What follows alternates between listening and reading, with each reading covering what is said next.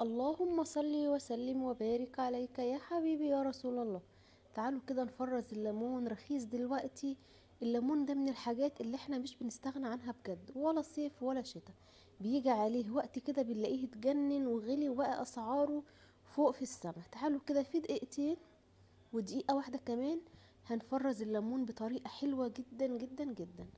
اهم حاجة هنقي الليمونة كده تكون يعني تكون صحتها حلو، وتكون شكلها زي ما احنا شايفين. يعني لو في ليمونه خضرة ولا حاجه بلاش تحطوا الخضرة. هجيب الليمون الاصفر ده مالي السوق دلوقتي كيلو ب10 جنيه. انا هوريكم دلوقتي يعني فرسته بطريقه سهله وجميله ومضمونه، بعملها بقالي سنتين بصراحه، احسن من اي طريقه تانية. هجيب كيس من اكياس التلاجة اللي احنا بنفرز فيها، وهجيب بقى الليمون انقيه كويس واحطه بالكيس بالطريقه دي. افضل اضغط على الكيس ويعني اخليه اللي هو متهوي شويه لحد ما اخرج الهواء كله منه. مهم جدا اخرج الهواء واخليه مفرفط زي ما انتم شايفين معايا كده، عشان خاطر افرده في الفريزر وما ياخدش مساحه معايا. ده كيلو ليمون انا مفرزاه بقالي فتره من اول ما الليمون بدأ يرخص. هطلعه معاكم وهجربه دلوقتي وهتشوفوه. اول ما بتفك من التلج بتكون فريش وشكلها فريش زي ما هي ولا لا. جربوا الطريقه دي باذن الله هتعجبكم ان شاء الله. بامر الله حطوا الليمون في الكيس وحطوه في الفريزر فقط لا غير، ولا تعصروه ولا تقشروه ولا الحوارات دي كلها.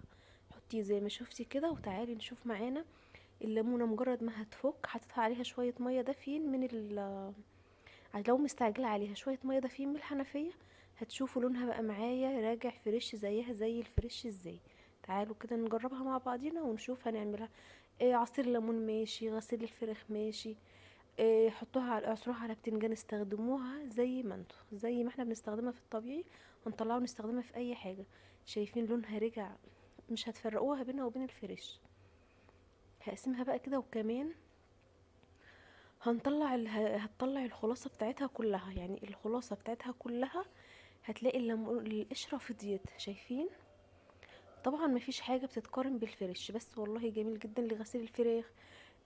ليمون مغلي، عصير اهو انا عاملاها دلوقتي عصير اللي هو عصير ليمون العادي خالص بميه ساقعه خالص. طعمه حلو مفيش اي تغيير خالص خالص. شايفين؟ القشره كلها فضيت.